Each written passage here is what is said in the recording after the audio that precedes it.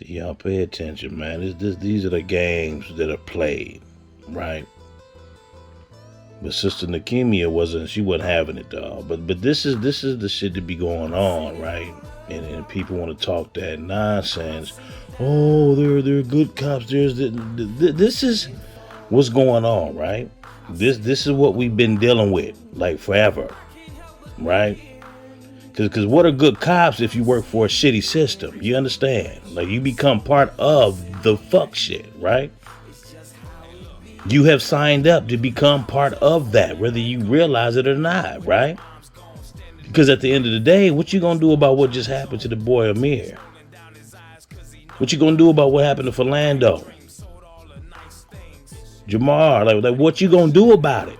You understand? Like, you're doing nothing. You have no power. Even if you're a black cop, you have no power. This is the system that you signed up to be a part of, right?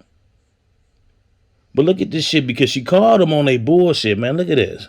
These events happen very rapidly, and as there's a gun emerging in your direction, you're forced to make a split-second decision about when it's a threat. Chief Huffman, hold on. Chief Huffman, no, not. Right okay, there. I'm not a threat. I don't have a gun. Look, they trying to stop Nekima right there. This is what I would call the anatomy of a cover-up. This is unacceptable. I'm sorry, it is. When I agreed to work with you on the work group, we talked about the importance of transparency and accountability. And here, what we are seeing is business as usual. And you know this, Amelia. You know this, Jacob. I don't know how you guys slept that night. I couldn't sleep at night. Tears from a mother's perspective, thinking about what happened. I saw the picture of Amir. He looks like a boy. My son is 17 years old. He has slept on his friends' couches for sleepovers. So we cannot sit here and whitewash this and pretend that it's okay. You knew that I was not going to stand for police violence and a push for accountability, yet you asked me to be a part of the work group. And I knew what I thought I was signed up for. They have not learned. They just want to kill us, man. I understand that you're not comfortable having me continue to co-chair. That's your prerogative. I signed up to help bring recommendations because we're tired of being killed. We're tired of the cover-ups. We're tired of the excuses. And to hide behind the St. Paul Police Department, the deadliest police force in the state of Minnesota, is unacceptable. You all had no business agreeing to carry out a warrant, and now you're claiming that's part of their investigation. You don't know. Well, why the hell did you all sign up to do this in the first place? There was a homicide that happened at 1-something in the morning on Hennepin Avenue. Right. Someone was killed, and then the person they drove never away around for those, though. They're still at large in Minneapolis, potentially a threat to residents. Man, look. But you all go do something for St. Paul Police, Tamika and Mallory now said you're this trying shit to is hide behind coordinated. that decision. It's not acceptable. We are ready for change. When the people voted to re-elect you, Jacob, they not only showed that they wanted to see a new leader, right? Not saying you're not the person who got reelected. But see, we keep making the mistake of believing these motherfuckers. What they were expecting is a new beginning.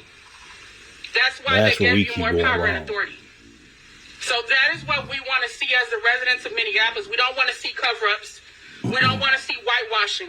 People are asking very simple questions that are still not been answered. Amelia, you're saying you want to be the chief? Then act like Number 2 worst state Demonstrate integrity. in the country Don't for black folk. Now you see why. This is why. If they knew that the kid had a gun as he started waking up, say, drop your weapon. They didn't do that. One cop opened fire and took the life of a child who was trying to go back. And it's always a black man. Can see what happened I mean, the writing's on the damn wall. I can't tolerate the whitewashing. I'm sorry, y'all. We can't do this. I know you have your narrative. I know you have your script. Right, they thought the sister was going to play. You guys didn't personally go shoot somebody. But you do have the opportunity to make it right. To talk about the fact that you changed the no-knock warrant policy. They thought she was going to go along to get along. Where's the evidence of that? That wasn't present on what happened to Amir Locke. You got to protect her at all costs. So if I'm going to be the co-chair of this group, they didn't know she was going to do this. Strong leadership. I'm expecting integrity, and I'm expecting accountability. You guys aren't going to waste. They thought she was going to sit back in the back. And I don't care. You guys had your security trying to stop me. Look at what they try to do, too. I can be used to come speak the truth about what needs to happen. But when it's time to call out these inconsistencies, these inaccuracies, the lack of information, and I see got to Minnesota sit in the back full of some go along to get along guys. ass black folk. You see what I'm saying? We fought too long, too hard. There's people in That's jail, the including problem Cortez Rice, here. trying to get the court to show what's happening in the courtroom so people can see what's going on. People have put their lives on the line because we're ready for change. So we're expecting from this point forward for you guys to do something different. I'm not playing. We're not here for it. We're not here for it. I'm only committed to working on this work group. That's crazy. If you all are committed to being honest and transparent and not covering up the bullshit.